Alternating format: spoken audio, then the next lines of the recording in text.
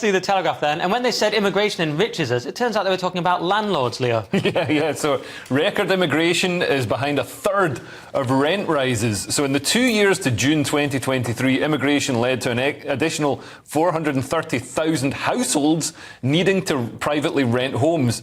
And this means that rents have climbed 11% higher than they would otherwise have been, according to Capital Economics. So they have risen over the last 3 years. They've risen by 30%, and 11% of that is due to immigration, they've calculated. And this is in stark contrast to the previous decade, where rents actually climbed at a slightly lower rate than wage increases, so 26%. So in just a few years, as we've seen this, huge surge in immigration, we've had, net migration of, I think, around about 730,000 a year. So, and people say, oh, but it doesn't affect any. There's no extra pressure on public services or housing or anything. It's like, are you mental? People aren't bringing a semi-detached house with them when they come across the channel. Some are on those dinghies, but you know what? And everyone always says, oh, it's just we haven't built enough. But obviously, as someone says here, no, it's both. We haven't built enough and we brought in loads of people. Yeah. And we were told it's for economic growth. And then we learn, hang on, rents go up. It's not really proven that it actually does grow the economy. It's set in terms of GDP, which is meaningless if GDP per capita goes down. Yeah. So I'm saying, what was the point of all this immigration, Josh? Well, there's a few things here. It makes just a jump where it says, and that's why this is happening, whereas it doesn't actually prove that at all. Because I read an article a few days ago which basically said that the reason for the rent increases was because they hadn't got a hold of the mortgages. First of all, was a big part of the increase in mortgages. And so people were selling houses and there was less profit for them to squeeze up, so they were increasing the rent on that. But also because the Tory government hadn't put through all these policies to help stabilise the market.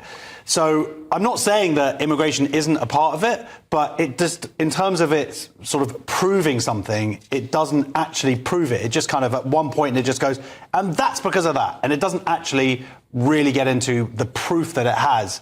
It just has a correlation between it. It just goes, there's an increase of numbers, there's increases, but the point is that there are other factors that come into play. One of them being house building. There are other but factors. The fact that to say, people say, oh, we're not building enough houses. I mean, maybe we don't need more houses. Maybe we just need fewer people, and the population is stabilising. I don't think we need to. Isn't saying it's behind a third of rent rises implying that there are other factors? Yeah. No, it does, but those other factors that is already dealt with. They're basically saying the other 2/3 were increases because of wages. Like it always increases anyway because of the increase, because the two are tied together, which is, as you said. So the 2/3 were about wages. They're saying the 11% is just about immigration, and I'm saying it doesn't factor in at all these other factors. They don't just say it's due to wage increases, because it that would be does ridiculous, because wages didn't increase that much. So well, they did. They increased.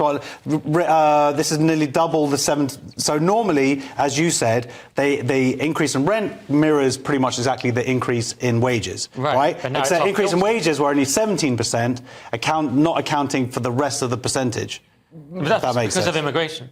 Well, it's not because of immigration, it's because of these other factors as well. Okay. I'm not saying it's not a factor. Of course it's a factor. I'm just saying it makes this big jump here. It just seems mental. It's like saying, oh, look, 430,000 people want to buy this Mars bar, but the price of that Mars bar isn't going to go up, and there's enough of that Mars bar to go round. Right, it's obviously... Well, so many more people. Not all of them rent. 80% of them come in and they don't rent. A lot of them get given houses by the government. We don't want to do too long on this, but what are the good things that make it worthwhile, the rent going up? If you could make the case for me, but I'm seeing a lot of negatives with immigration, you know what I mean? I'm not seeing all these... So basically, a lot of economists say that our economy is like a Ponzi scheme, and because we've got an ageing population, we need to bring people in at the bottom to sustain these people and, wipe the low birth bottoms. Rate we've got a low birth rate as well, so we've got a top-heavy population that are needing a lot of care, and they're going to be dropping out of the workforce. However, we're bringing a lot of people in, not at the bottom where they're going to work and sustain the economy, we're bringing them in at the top where they need to be sustained by the economy, and they're bringing, dependents and things like that. So we can't even get a basic Ponzi scheme right.